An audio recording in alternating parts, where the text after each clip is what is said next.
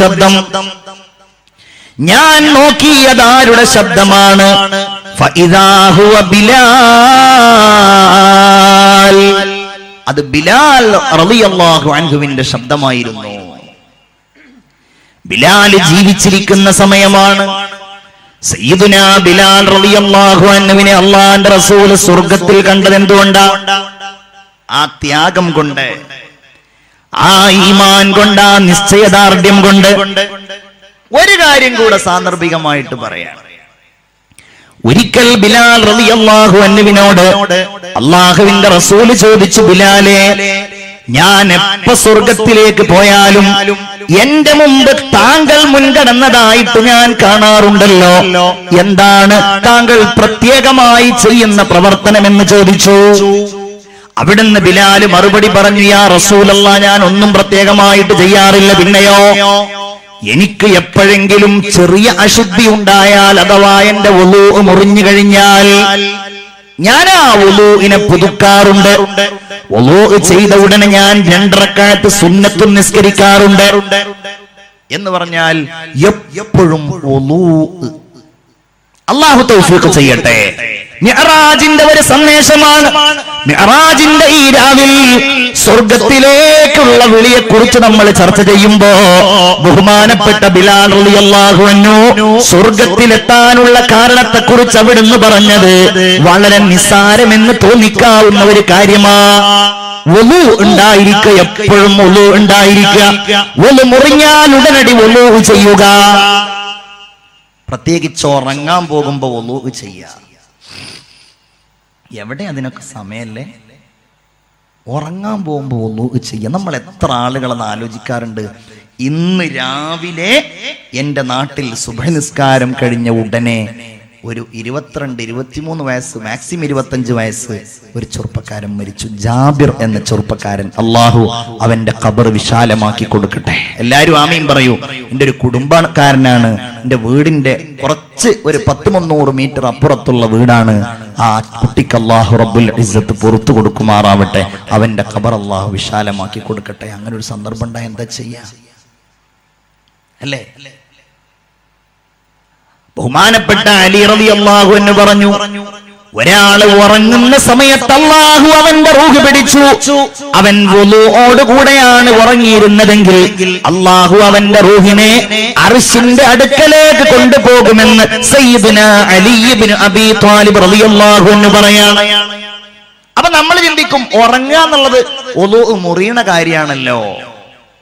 ഇത് ഉറങ്ങാൻ വേണ്ടി എടുക്കുന്ന വുളൂ ആയതുകൊണ്ട് ആ വുളൂ അയാളുടെ ഉറക്കത്തിലുണ്ടാവും. അതുകൊണ്ട് നിസ്കരിക്കാൻ പറ്റില്ല എന്നുണ്ടെങ്കിലും. അപ്പൊ സംഭവം നിങ്ങൾ നോക്കൂ.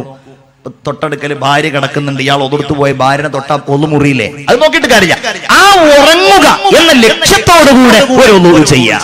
പിന്നെ ബെഡിൽ പോയിട്ട് അത് മുറിയട്ടെ മുറിയാതിരിക്കട്ടെ, അങ്ങനെ മുറിയുന്നത് നോക്കിയിട്ടുണ്ടെങ്കിൽ പിന്നെ ആൾക്ക് ആ ഒതുക്കാൻ തന്നെ രാത്രി സമയം ഉണ്ടാവുള്ളൂ. അതുകൊണ്ട് ആ ഉറങ്ങുക എന്നുള്ള ലക്ഷ്യത്തോടെ ഒരു വുളൂ ചെയ്യാം. വളരെ സിമ്പിളാണ്. ഒരു 2 ദിവസം അതങ്ങോട്ട് പ്രാക്ടീസ് ചെയ്താൽ എന്തൊരു പുണ്യാന്നറിയോ? വുളൂ. അത്തിപ്പറ്റ ഉസ്താദൊക്കെ ദുആ ചെയ്യാറുണ്ട്, അല്ലാഹുവേ വുളൂഓടുകൂടെ മരിപ്പിക്കണേ. ആ മഹാൻ ദുആർക്കണം എന്നുണ്ടെങ്കിൽ അതൊരു പ്രധാനപ്പെട്ട കാര്യമായി തന്നെ ആയിരിക്കും. അപ്പൊ നമ്മളും അതിനു വേണ്ടി പരിശ്രമിക്കുക.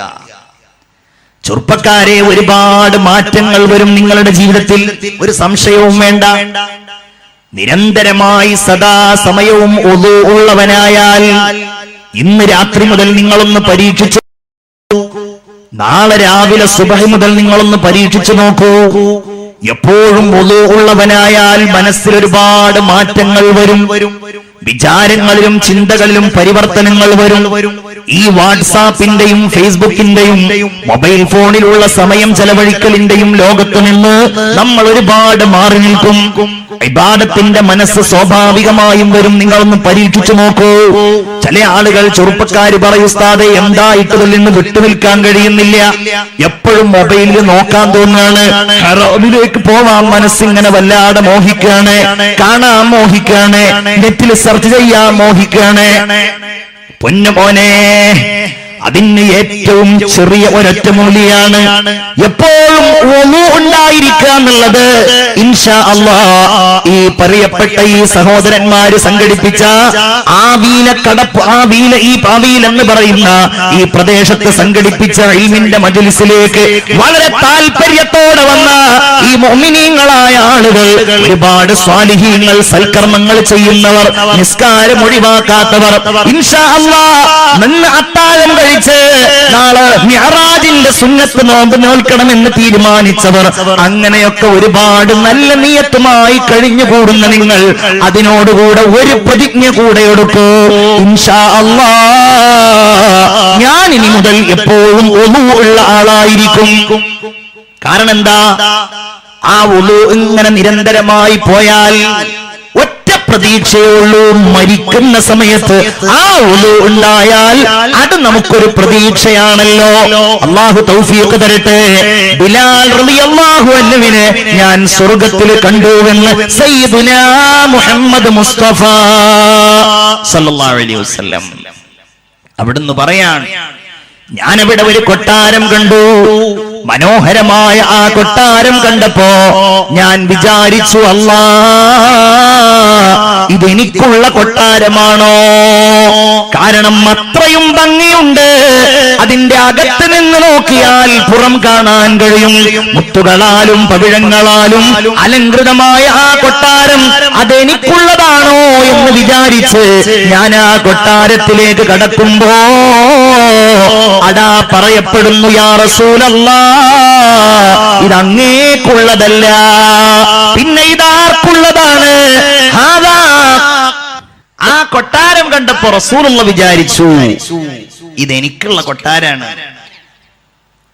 നബി തിരുമേനി അത് പറയുകയും ചെയ്തു. ഞാൻ വിചാരിച്ചു അതെനിക്കുള്ള കൊട്ടാരമാണോ? അപ്പോഴാ പറയപ്പെടുന്നത്, നിങ്ങൾക്കുള്ളതല്ല, ഹാദാ ഖസ്റുൽ ഉമറ, ഈ സ്വർഗത്തിലുള്ള കൊട്ടാരം ഇത് ഉമറിനുള്ള കൊട്ടാരമാണ്.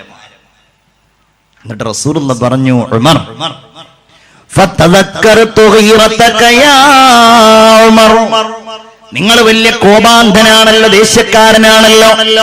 നിങ്ങളുടെ സമ്മതമില്ലാതെ നിങ്ങളുടെ കൊട്ടാരത്തിൽ കയറിയാൽ അത് നിങ്ങൾക്ക് എന്നോട് ദേഷ്യത്തിന് കാരണമാകുമോ എന്ന് ഞാൻ വിചാരിച്ചു പോയി. അതുകൊണ്ട് ഞാൻ ആ കൊട്ടാരത്തിൽ കടന്നില്ല. എന്നിട്ട് ഉമർലാന്റെ മുമ്പിൽ ഇതിങ്ങനെ പറയുമ്പോണ്ട് പെട്ടെന്ന് ധീരനും വീരനും ശൂരനുമായ ഉമർ തങ്ങൾ വിങ്ങി വിങ്ങി കരയാണ്. കരഞ്ഞുകൊണ്ട് ചോദിച്ചു, യാ റസൂലല്ലാഹ് ബി അബി അൻത വ ഉമ്മി അലൈക അഗാ, എന്താ നബിയേ അങ്ങീ പറയുന്നത്? അങ്ങയുടെ മേലിൽ ഞാൻ ദേഷ്യപ്പെടുകയോ നബിയേ? ഒരിക്കലും ഉണ്ടാവൂല, അങ്ങയുടെ മേലിൽ ഞാൻ ദേഷ്യപ്പെടൂല യാ റസൂലല്ലാഹ്. എന്താണ് നമ്മൾ ഇതിൽ നിന്ന് പഠിക്കേണ്ടത്? ഉമറുൽ ഫാറൂഖ് റളിയല്ലാഹു അൻഹുവിനെ അല്ലാഹു തആല സ്വർഗ്ഗത്തിൽ കണ്ടിട്ടുണ്ടെങ്കിൽ അത് ഉമർ തങ്ങൾ അതിനുള്ള യോഗ്യത നേടിയത് കൊണ്ടാണ്. അതാണ് അല്ലാഹു നമ്മെ വിളിക്കുന്നത്, വല്ലാഹു യദ്ഉ ഇലാ ദാരിസ്സലാം. അല്ലാഹുവാണ് നമ്മളെ വിളിക്കുന്നത്. എവിടേക്ക്? ഇലാ ദാരിസ്സലാം, സമാധാനത്തിന്റെ വീട്ടിലേക്ക്, സ്വർഗത്തിലേക്ക് അല്ലാഹുവാ വിളിക്കുന്നത്. ചിന്തിക്കണം പ്രിയപ്പെട്ട സഹോദരന്മാരെ, സ്വർഗത്തിലേക്ക് വിളിക്കുന്നത് അല്ലാഹുവാണ്. ഏതെങ്കിലും പ്രധാനപ്പെട്ടയാളല്ല, ഏതെങ്കിലും ഭൗതികമായ രംഗത്ത് പ്രശോഭിച്ചു നിൽക്കുന്ന മനുഷ്യനല്ല. അല്ലാഹു നമ്മളെ വിളിക്കുമ്പോ നമുക്ക് ഈ ജീവൻ നൽകിയ, സശരീരം നൽകിയ, ഈ കുടുംബം നൽകിയ, ഈ സൗകര്യങ്ങളും സംവിധാനങ്ങളും എല്ലാം നമുക്ക് സമ്മാനിച്ച റഹ്മാനും റഹീമുമായ അല്ലാഹു നമ്മളെ വിളിക്കുമ്പോ ആ വിളിക്ക് നമ്മൾ ഉത്തരം നൽകുകയാണോ വേണ്ടത്? അതല്ല പടച്ചോനെ, തൽക്കാലം നീ അവിടെ വിളിച്ചോ, ഞങ്ങൾ വരുന്നില്ല എന്നാണോ പറയേണ്ടത്? എന്താ പറയേണ്ടത്? അല്ലാഹുവേ നീ ഞങ്ങളെ വിളിച്ചല്ലോ, ലബ്ബൈക യാ അല്ലാഹ്, ഞങ്ങളിതാ വരുന്നു റബ്ബേ, അതാ പറയേണ്ടത്. കാരണം അല്ലാഹു നമ്മളെ വിളിച്ചത് അപകടത്തിലേക്കല്ല, റബ്ബ് നമ്മെ വിളിച്ചത് എന്തെങ്കിലും ബുദ്ധിമുട്ടിക്കാൻ വേണ്ടിയല്ല. അല്ലാഹ്